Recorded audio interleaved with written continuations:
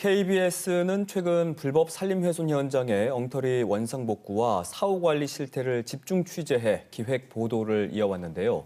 보도 이후에 제주도가 대책 마련에 나섰고 법조계에서도 변화의 움직임을 보이고 있습니다. 자, 오늘은 취재기자와 함께 불법 산림훼손 현장의 실태와 구조적인 원인은 무엇인지 자세히 이야기 나눠볼까 합니다. 고민주 기자 자리했습니다. 안녕하세요. 자, 제주에서 산림훼손은 어제 오늘의 얘기가 아닐 정도로 매해 반복되고 있는데 최근에 연속 보도를 한 계기가 따로 있었을까요? 네, KBS는 지난달 토사 무단 반출로 인한 산림훼손 사례를 연속 보도해드렸습니다. 이후 제주에서 왜 산림훼손이 끊이지 않을까 하는 단순한 궁금증이 생겼는데요. 네. 불법 산림훼손 현장을 찾아 복구는 어떻게 이루어지고 있는지 들여다보고 산림훼손이 반복되는 이유와 구조적인 원인을 짚어보며 그 답을 찾기로 했습니다. 그렇군요. 과거 불법 산림 훼손으로 적발된 현장의 지금의 상태, 현재 상태도 아주 심각했다면서요. 네, 맞습니다. 4년 전 훼손됐지만 법의 사각지대에 놓여 복구 명령도 내리지 못한 채 방치된 곳도 있었습니다. 또 3년 전 제주 최대 규모 산림훼손으로 자치경찰에 적발된 현장은 SNS에서 홍가시나무 군락지로 입소문을 타고 있어서 방문객을 안내하고 입장료도 받고 있었는데요. 현장에서 만난 방문객은 입장료를 내고 지난해부터 방문해왔다고 취재진에 이야기했습니다. 취재가 시작되자 SNS도 폐쇄되고 현장에 있던 탐방 안내소라는 표지판도 사라졌는데요. 운영자는 관리비 개념으로 돈을 받고 있어 법적인 문제는 없고 추가 훼손은 전혀 없다고 강조했습니다. 그러나 취재진이 자치경찰과 서귀포시와 함께 현장을 확인한 결과 산책로가 설치되는 등 추가 훼손이 이루어졌던 것으로 확인됐습니다. 또 원상복구 명령이 내려져 원상복구를 했다지만 심은 나무는 대부분 고사한 상태였습니다. 네, 제주도의 사후 관리도 제대로 안 됐던 것 같고요. 그런데 이런 엉터리 원상복구를 막기 위해서 제주도가 전국 최초로 7년 전이었던 걸로 기억을 하는데 산림훼손지에 대한 원상복구 지침을 만들었었잖아요. 네, 제주도가 전국 최초로 만든 불법 산지 전용지 원상복구 지침은 사실상 유명무실한 것으로 드러났습니다. 산림훼손 사범들이 원상복구 지침에 따라 제출하는 성실관리 서약서에는 나무가 죽거나 생육이 불량하면 관련 부서에 통보하겠다는 내용이 담겼는데요.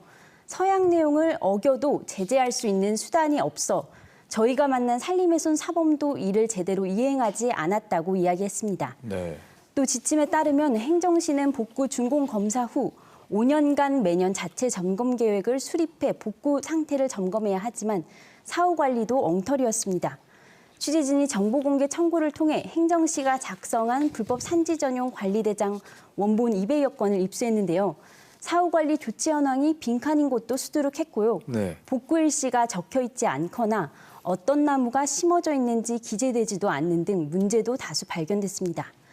이외에도 산림 원상복구 지침에 따르면 행정시는 자체 시스템에 산림훼손 위치와 규모 등을 즉시 입력해 관리해야 하지만 시스템에 입력조차 못하고 있던 걸로 확인됐습니다. 네, 역시 제도에 허점이 있었고 그 허점을 노린 무늬만 원상복구가 기승을 부린 이유가 또 여기에 있었던 것 같습니다.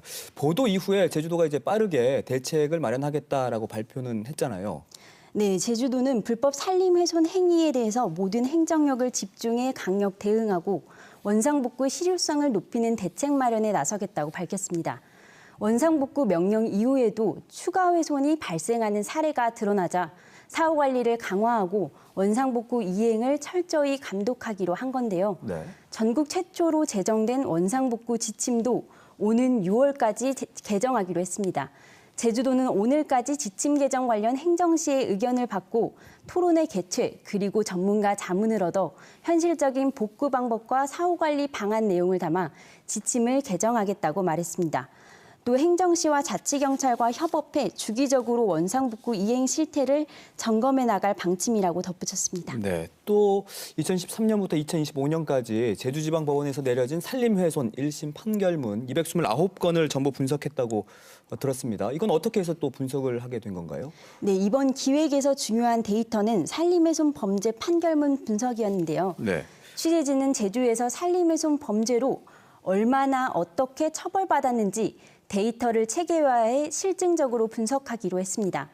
법원의 판결문 열람 시스템을 통해 열람이 가능한 2013년부터 2025년 3월까지 확정 판결문 중 산림훼손으로 처벌받은 1심 판결문을 살펴봤습니다.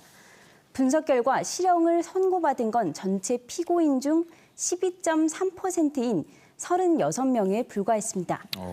피고인 10명 가운데 1명 정도만 실형을 선고받아 사실상 솜방망이 처벌에 그치고 있었습니다. 네, 판결문으로 드러나지 않은 사건까지 포함하면 실형 비율은 더 낮을 수밖에 없겠네요. 여기서 가장 주목되는 부분은 뭐였을까요? 네, 취재진은 변호사의 법률 자문을 받아 취재를 진행했는데요. 산림훼손 사건 판결문을 살펴보다 보니 뚜렷한 공통점이 보이기 시작했습니다. 판결문에 나타난 양형 이유, 그 가운데서도 재판부가 피고인에게 유리한 정상으로 어떤 부분을 참작하는지 들여다본 건데요. 네. 그 결과 재판 3건 가운데 2건꼴인 약 66%의 선고에서 산림훼손지 원상회복을 유리한 사유로 참작하고 있었습니다. 심지어 원상회복을 노력하고 있거나 예정인점 등까지 유리한 정상으로 반영되고 있었는데요. 묘목을 심고 방치하는 등 무늬만 원상회복된 현장이 저희 취재로 확인됐는데 허술한 원상복구라도 실제 재판 결과에는 중대한 영향을 미치고 있었던 겁니다. 행정의 복구 준공 서류만 제출하면 재판부가 양형에 기계적으로 참작하고 있었다는 다소 허탈한 결과를 확인할 수 있었습니다. 그렇군요. 같은 사건의 원상복구를 두고도 1심과 2심 재판부의 판단이 또 제각각인 경우도 있다고 들었거든요. 이 산림훼손 범죄에 대한 양형 기준이 따로 마련돼 있지 않습니까, 지금? 네, 현재는 산림훼손 범죄의 양형 기준이 설정돼 있지 않습니다. 저희 취재진이 판결 분석 내용을 토대로 대법원 양형위원회에 질의했는데요. 대법원 양형위원회는 산림훼손의 양형 기준이 설정돼 있지 않다며 양형 기준 신설 필요성을 검토하겠다고 밝혔습니다. 제주지방 변호사회는 산림훼손 범죄의 양형 기준 신설 필요성에 대한 의견서를 대법원 양형위원회에 제출하기로 했는데요. 변호사회는 재판 과정에서 피고인의 원상복구 계획만으로도 감형되고 있다며 명확한 기준 없이 재판부 재량에만 맡겨지다 보니 판결의 일관성과 실효성이 떨어진다고 지적했습니다. 자, 그렇다면 앞으로 실제 제도 개선이 어떻게 이루어지는지가 또 중요해지겠네요. 네, 그렇습니다. 산림훼손 범죄는 판결 이후에 복구 이행 여부를 재판부가 확인하기 어렵기 때문에 양형 기준을 구체적으로 마련해서라도 사전에 명확한 기준을 제시할 필요가 있습니다.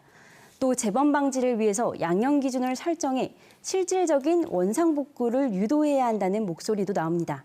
최근 10여 년간 있었던 제주 산림훼손 사건 가운데 가장 높은 형량인 징역 4년의 실형을 선고했던 장찬수 광주지방법원 부장판사는 취재진과의 인터뷰에서 진정한 의미의 복구가 이루어질 수 있는지 의문이 든다며 무분별한 산림훼손을 막기 위해 행정의 지속적인 사후 관리가 중요하다고 이야기하기도 했는데요.